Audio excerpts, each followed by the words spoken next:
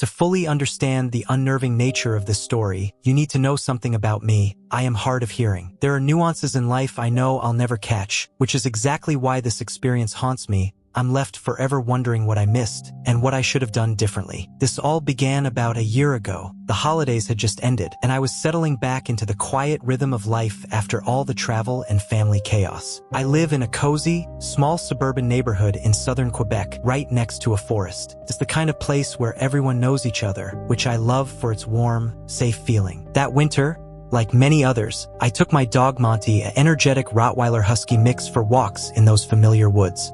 The trails are simple, perfect for a casual stroll.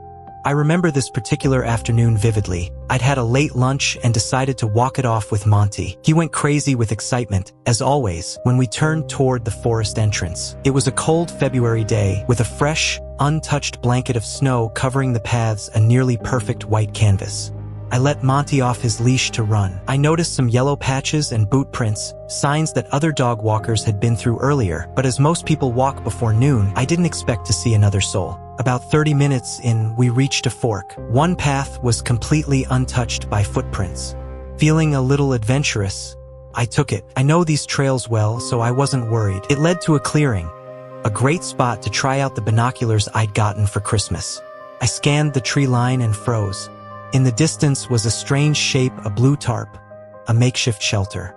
Curiosity tugged at me, but the fading light urged me home. As we turned back, Monty's behavior shifted. He was hyper-alert, sniffing the trail intensely. When I looked down, my blood ran cold. There, in the snow, was a set of footprints much larger than my own. I actually placed my boot over one out of sheer disbelief. They were different, and since there were no other paths, whoever made them had to have passed me. I forced myself to believe they must have walked by while I was distracted with my binoculars.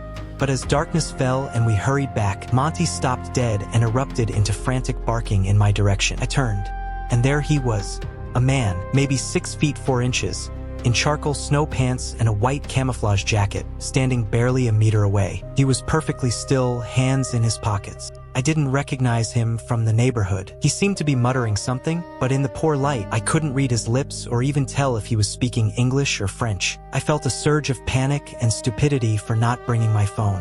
I tried to signal that I was hard of hearing and that it was late before quickly moving on. I got home around 4:30 p.m. in total darkness and tried to shake off the strange encounter. But the terror was just beginning. In the dead of night, I woke up to Monty licking my hand, something he only does in the morning. My phone read 3 a.m. I saw a confused message from a neighbor. "Is everything all right? Monty's been barking like he's possessed." My heart jumped into my throat. Monty wasn't in the room. I found him downstairs, barking hysterically at the patio door. As I stumbled toward it, my vision blurry, the motion sensor light flared on, and I saw him. The man from the forest was standing in my backyard. I didn't think. I just reacted. I leaped back and texted 911 faster than I ever have in my life. I ran upstairs with Monty, grabbed the machete I keep under my bed. I may have martial arts training, but I know the best fight is the one you avoid, and barricaded myself in my room. With my heart hammering, I faced the door, waiting. Then, Monty sprang up again, barking violently at the bedroom door. I watched, hands sweating, as a shadow moved under it, blocking the night light. Someone was right there. Those were the longest minutes of my life, waiting for the door to burst open. But it never did. The police arrived. They found the patio glass smashed and the backyard gate to the forest wide open. That's where they believed he fled. I told them about the shelter. I never received a follow-up. Now, I only walk my dog on the roads. I try not to think about it, but some questions and some fears just never leave you. My name is Ember. I'm 16, and I live in Illinois with my 15-year-old sister, Kate. Our dad works for a deforestation company about 30 minutes away. This story starts on a normal December 5th morning. Kate and I were headed to the movies to see Terrifier 3, a new horror film. Yes, it was rated R, and yes, we knew, but we looked older and got in without a problem. Halfway through the movie, in a dead quiet theater, my phone buzzed loudly. Everyone turned to glare. Mortified, Kate and I scrambled out. My exit made even more embarrassing by a clumsy trip. Once outside, I checked my phone. A missed call from Dad, followed by a text. Hey, would you mind bringing me some lunch since the small cafe in the woods is shut today? Kate and I exchanged a confused look, but it seemed normal enough.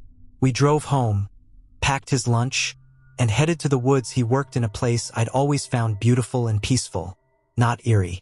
The scenery was stunning, with a hill leading down to a perfect little lake. We got out and called him.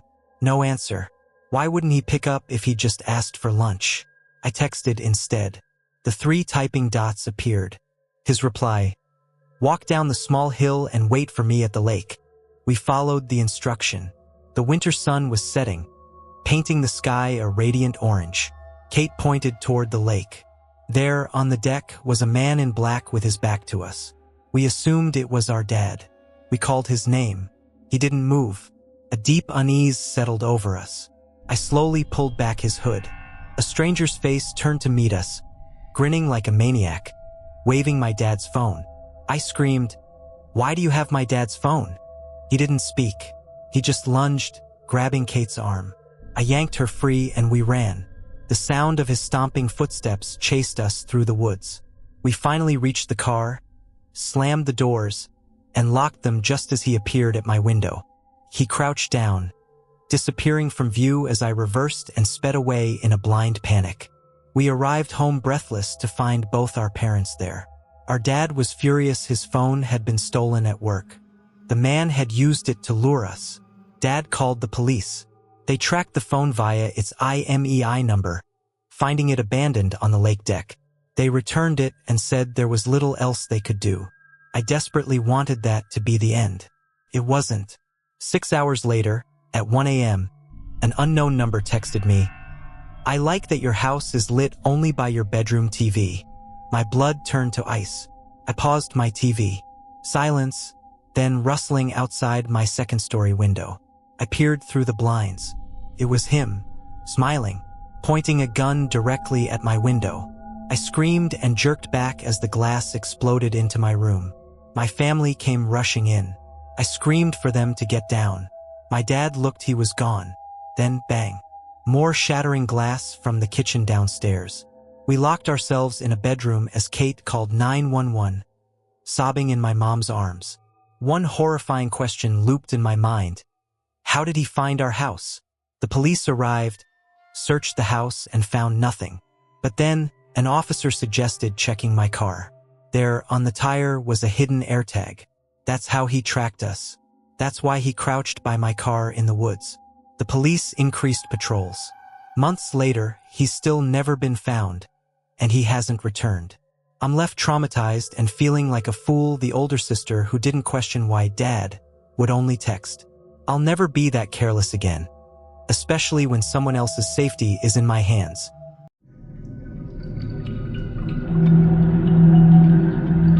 The year was 2021. One word for that day: hectic. It was peak COVID. I was working from home, and I was late to a family gathering upstate. I finally got off a marathon 3-hour Zoom call, grabbed 2 travel mugs of coffee for the long drive, and opened my door to a nightmare. A full-blown blizzard. The streets were buried under 2 feet of snow and still coming down hard. My car was an old Hyundai with no anti-lock brakes, a death trap in this weather. I'm a fast driver, though, and once I hit the highway, I pushed it to 70, way too fast for the conditions. I made it to my parents', enjoyed a late dinner and drinks, and completely lost track of time. By the time I said my goodbyes and got in my car to leave, it was past midnight. Another foot of snow had fallen, and I was buzzed. I know I don't condone it. I was tired and just wanted my own bed. The roads were deserted. That's when I made a fatal mistake, going 40 on a curve. My car skidded. I tried to steer into it to downshift, but panic set in as I hurtled toward the bend. The car shot off the road and slammed into a tree. The airbag exploded in my face. I was shaken but okay. My car, however, was totaled, its hood buried in a snowbank. I called roadside assistance. They said 40 minutes minimum. I was stranded on a deserted forest road, miles from any house. I called my dad, and he agreed to come wait with me. So I settled in to wait. That's when I heard it. Over the howling wind, The unmistakable crunch of footsteps in the snow. They sounded distant. I got out, looked over the roof of my car. The footsteps stopped. A new sound began, a wet, horrible slurping. I peered toward the tree line and saw movement in the darkness. "Hello," I called out. The sound stopped. No reply. Nothing. Thoroughly creeped out, I got back in and locked the doors. Less than a minute later, the footsteps returned. Then thud. Something hit my passenger window. Every window was caked in snow. I couldn't see out. I forced myself out again to investigate. What I found made me sick. Boot prints. They circled my entire car, then led away from the passenger side door into the black woods. And there were drops of blood in the snow. Adrenaline surging, I grabbed my 9mm from the glove box and, against all better judgment, followed the prints. The blood drops got bigger. Then I saw a dark mass in the snow just past the trees. "Please don't be a person." I turned on my phone's flashlight. It was a deer. The stomach was torn wide open, and it had been decapitated. The head was nowhere in sight. This was beyond weird. This was terrifying. I turned and hurried back to my car. I opened the driver's door, and the sight almost made me vomit right there. Lying on my seat, placed neatly as if waiting for me, was the severed head of the deer. I ran. I just booked it down the road until I saw headlights. I ran toward them, waving my gun like a lunatic. It was my dad. I tumbled into his passenger seat, babbling my story. He didn't believe me, but with him there, I felt safe enough to go back. The footprints were still there, circling the car, but the deer head was gone. All that remained was a large, soaking stain of blood on my driver's seat. That's when my dad's face changed. The deer corpse was gone too, just drag marks left behind. The tow truck came.